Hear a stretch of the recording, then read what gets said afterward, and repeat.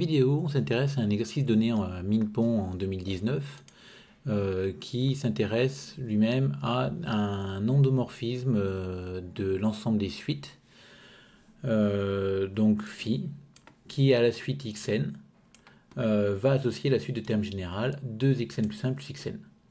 Donc on vous demande d'abord de démontrer que cette application-là est linéaire, donc si on fera un endomorphisme, puis de déterminer ses éléments propres, et enfin, de montrer que si AN est une suite convergente, et si UN est un antécédent de AN par phi, est-ce que UN est convergente ou non? Donc déjà, donc on peut regarder un petit peu ce que c'est que cette application phi. Donc il faut comprendre que c'est une application qui est en général assez compliquée à appréhender pour les élèves, parce que c'est une application qui a une suite va associer à une autre suite.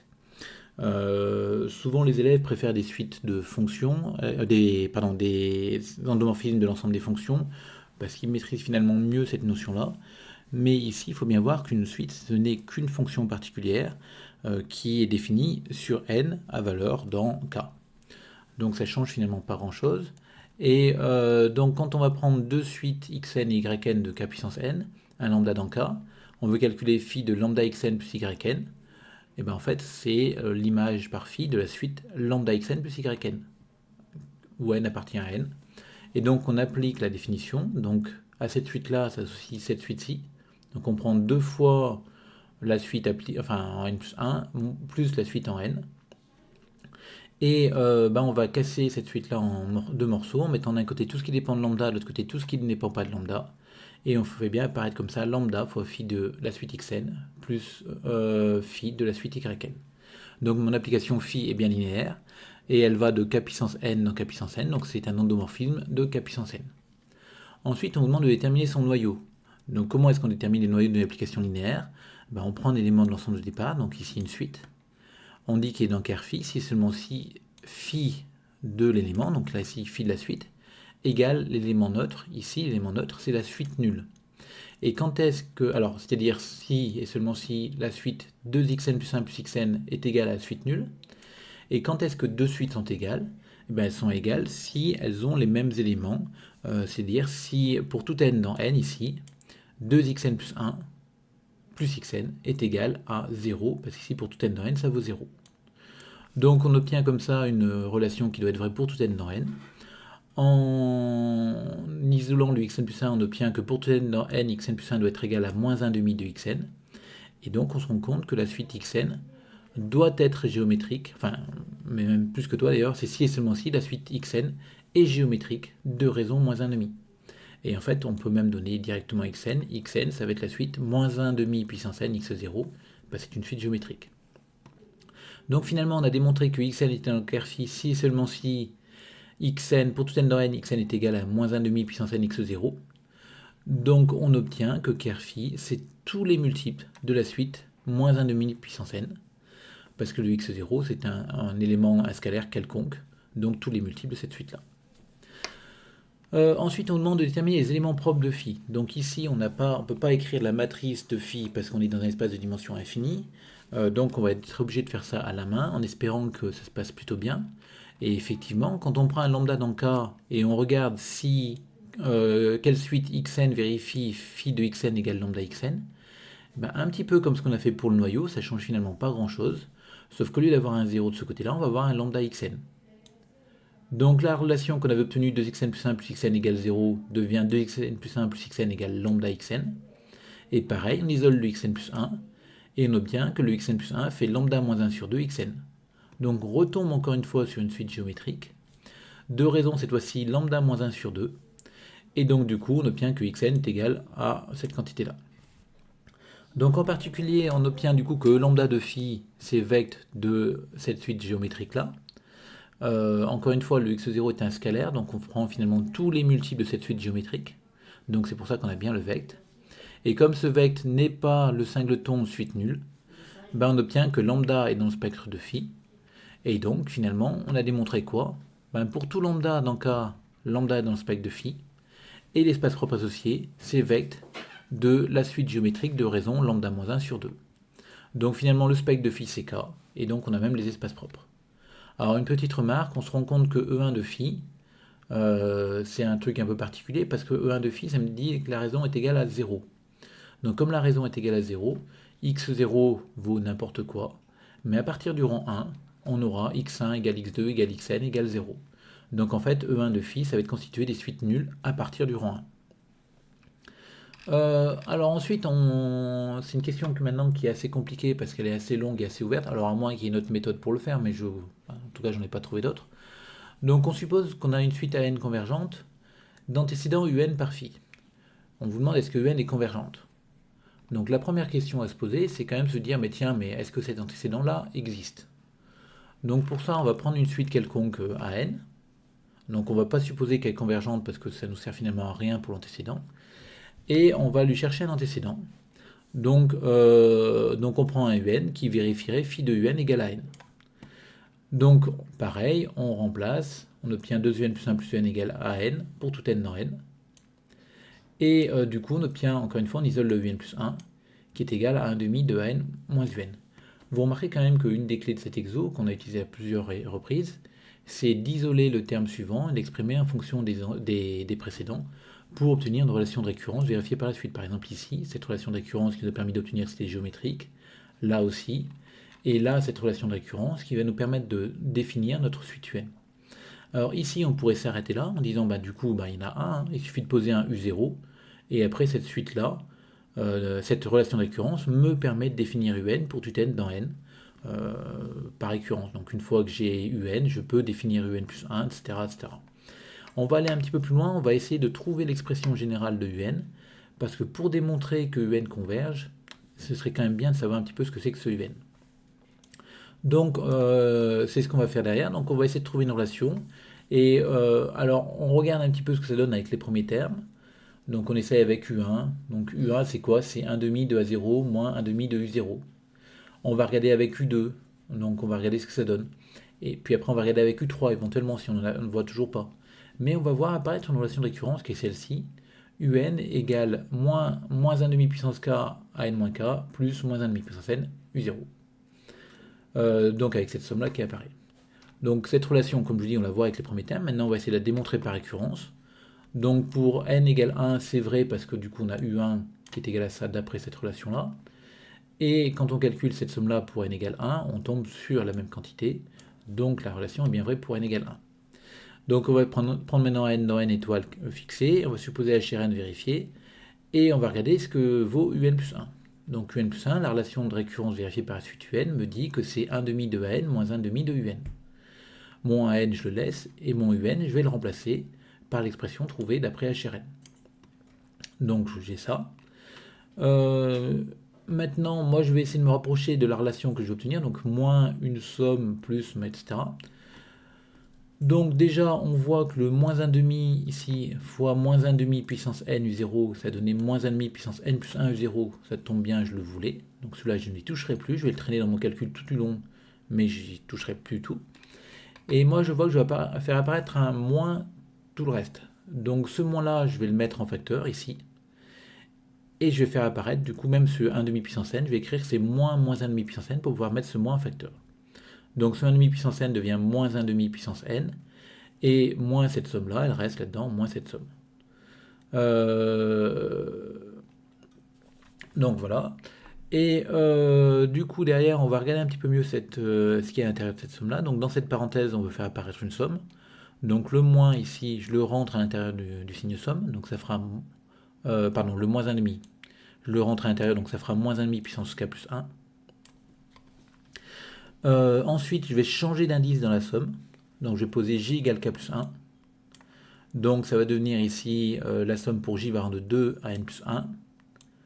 Moins 1 demi puissance j à n plus 1 moins j. Donc vous remarquerez que le but ici dans ce changement d'indice, c'est de se rapprocher de ce qu'on veut obtenir ici. C'est-à-dire moins 1 demi puissance l'indice à n plus 1 moins l'indice jusqu'à n plus 1. Donc vous remarquez qu'on a fait quand même pas mal de points. Donc on a le n plus 1 ici, moins 1 demi puissance l'indice, à n plus 1 moins l'indice. Le seul problème, c'est qu'on commence à j égale 2. Et on remarque que pour j égale 1, ça fait quoi finalement? Ça fait moins 1 demi fois an. Ah, c'est le terme qu'on a juste devant. Donc on va le rentrer dans la somme, c'est le terme pour j égale 1. Donc ma somme maintenant commence à j égale 1, et on obtient bien l'expression qu'on voulait. Donc par récurrence, on a trouvé que un était égal à ça. Donc non seulement on a prouvé que quand on prend une suite à n quelconque, il y a un antécédent, mais en plus on a trouvé quel était cet antécédent et on a une expression du terme général de l'antécédent. On a un égale ça. Alors, du coup, on a prouvé au passage que phi était surjective, parce que tout de suite a un antécédent. Et autre remarque, quand on prend une suite à n, on a plusieurs antécédents possibles. On a trouvé des antécédents donc, qui vont s'écrire comme ça. Donc cette suite de termes général, moins 1 demi, moins la somme des moins 1 demi puissance 4, etc. Et on voit que ces suites-là sont toutes identiques. C'est-à-dire elles ont ce terme-là en commun, plus ce bloc-là. Ce n'est pas une surprise, parce qu'on a trouvé le noyau tout à l'heure de notre d'application phi, et on a vu que le noyau, c'était l'ensemble des suites de termes général, moins 1 puissance n x0. Donc moins 1 demi puissance n, pardon, fois le premier terme. Et on retrouve quoi finalement ici?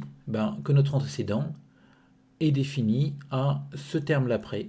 Et ce terme-là, c'est un élément du noyau. Et effectivement, quand on ajoute un élément du noyau, ça ne change rien à l'image.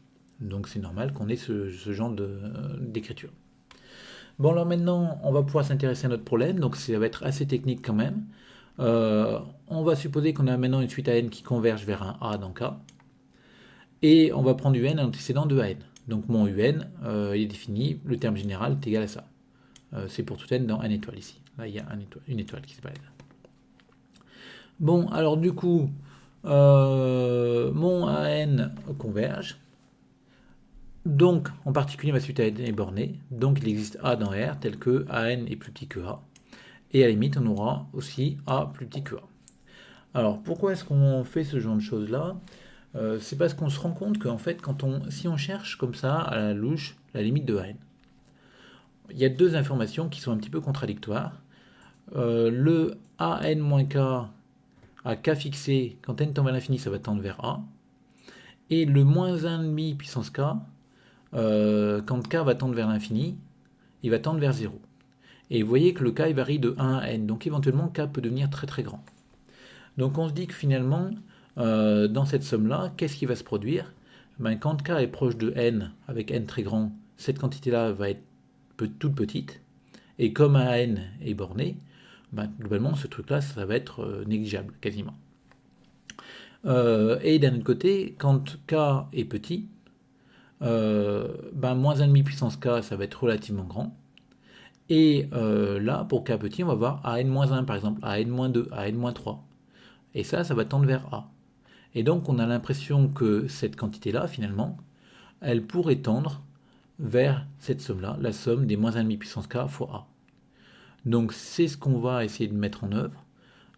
Mais il va falloir majorer ça de manière subtile. Donc on va essayer de majorer l'écart entre les deux.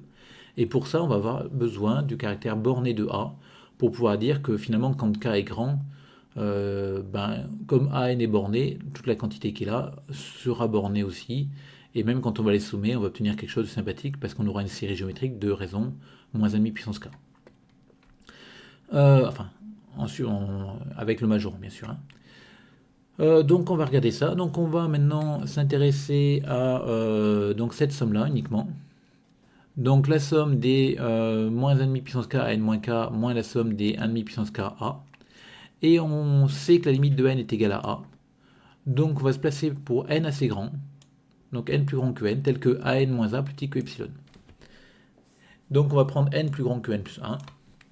Et on va regarder ce truc-là. Et on va on va majorer notre somme. Donc bien sûr on va regrouper les deux ensemble, donc ça fait apparaître du an-k moins a. Et on va majorer avec l'inégalité triangulaire. Et donc ça va être plus petit que la somme des 1,5 puissance k fois an-k moins a. Et là on va couper notre somme en deux. Donc k égale 1 à n moins n, plus la somme pour k égale n moins n plus 1 à n. Vous remarquerez pourquoi est-ce qu'on a pris n plus 1 ici. C'est pour être sûr que cette somme-là ait un sens, et celle-ci aussi. Donc il n'y a pas de problème particulier. Là, il y a au moins un terme dans chaque somme. Et quand on est là, on se rend compte que n moins k va être plus grand que n, parce que k est plus petit que n moins n. Donc ce an moins k moins a, d'après ce qu'on a écrit ici, ça va être plus petit que epsilon. Donc cette première somme là-dedans, ici, va être plus petit que epsilon fois la somme des 1,5 puissance k, pour k variant de 1 à n moins n. Pour la deuxième somme, on va faire un petit peu ce qu'on avait vu en haut, on va utiliser le caractère borné, en disant que cette valeur absolue de la différence, c'est plus petit que la somme des valeurs absolues, mais cette somme des valeurs absolues est aussi plus petite que 2a. Donc du coup, je vais pouvoir mettre un 2a devant, fois cette somme-là. Et je tombe du coup ici sur deux sommes finies géométriques que je peux calculer avec l'expression générale. Donc premier terme, donc ici 1,5 fois 1 moins la raison puissance du nombre de termes sur 1 moins la raison. Et pareil de l'autre côté, premier terme, donc 1,5 puissance n moins grand n plus 1 fois 1 moins la raison puissance le nombre de termes. Donc le nombre de termes on le calcule avec dernier moins premier plus 1, donc c'est ce qu'on retrouve ici, dernier moins premier plus 1 sur 1 moins la raison. Et donc quand on recalcule un petit peu, on se rend compte que ça fait 1,5, donc ça se simplifie avec ce 1,5 qui est là. Et ça, c'est plus petit que 1. Ça fait 1,5. Avec le 2 qui est là, ça fait 4. Et cette quantité-là, tout le numérateur, pardon, est plus petite que 1. Et donc, c'est finalement plus petit que epsilon plus 4a 1,5 puissance n moins n plus 1. Alors, une fois qu'on est là, on a trouvé une majoration qui est intéressante. Moi, j'aurais bien aimé avoir une majoration plus petite que epsilon. Mais j'ai quasiment gagné, parce que cette quantité-là, quand petit n tend vers plus infini, ça va tendre vers 0. Donc, comme cette limite-là est nulle, il existe un n2, tel que pour tout n plus grand que n2, cette quantité-là est nulle. Cette quantité-là est plus petite que epsilon. Et donc, si je prends un n qui va être plus grand que le maximum de n plus 1, n2, comme il est plus grand que n plus 1, ce calcul-là est valable. Donc, j'ai la valeur absolue de l'écart qui est plus petite que ça. Et comme n est plus grand que n2, cette quantité-là est plus petite que epsilon. Donc la quantité qui est ici est plus petite que epsilon. Et donc globalement, ça va être plus petit que 2 epsilon. Qu'est-ce que j'ai démontré finalement? J'ai démontré que pour tout epsilon strictement positif, il existe un n, un grand n, enfin qui est égal à ça, tel que pour tout petit n plus grand que le grand n, l'écart entre les deux est plus petit que 2 epsilon. Donc par définition d'une limite, on a la limite de cette somme-là, qui est égale, enfin la limite de la différence qui est égale à 0. Alors justement, on ne peut pas parler de la limite de cette somme ici, parce qu'on n'a pas encore démontré que la limite de cette somme existait, ni la limite de celle-ci. Mais là, ça va bien se passer, parce que cette deuxième somme ici, c'est une somme géométrique, donc on sait la calculer, donc on va la calculer, et donc ça tend vers moins a sur 3, ce qui n'est pas une surprise, parce que ça tend vers la série géométrique de raison moins 1,5, donc on tombe sur la même chose. Et finalement, donc maintenant on va vouloir démontrer que celle-ci a une limite. Donc pour démontrer que celle-ci a une limite, le plus simple, c'est d'écrire que cette somme, c'est égal à la différence plus cette deuxième somme. Et on fait apparaître ici deux suites convergentes. Celle-ci, on a dit qu'elle convergeait vers 0. Celle-ci converge vers moins a sur 3. Et donc finalement, ma somme est convergente. Et elle tend vers moins a sur 3. Donc du coup, quand on reprend mon un, alors vous remarquez que je n'ai pas du tout considéré le moins 1,5 puissance n u0. Alors pourquoi je ne l'ai pas considéré? Parce que c'est une suite géométrique de raison moins 1,5, donc elle tend vers 0. Et donc finalement, quand on regarde mon un globalement, mon un c'est moins cette somme-là. Donc on a vu que la somme en elle-même, elle tendait vers moins a sur 3. Donc globalement, avec le moins, ça va tendre vers a sur 3. Et plus ce terme-là, qui lui tend vers 0. Donc ma suite un tend vers a sur 3. Donc en particulier un converge, et vous remarquez qu'on a même obtenu plus, parce qu'on a en plus obtenu la valeur de la limite.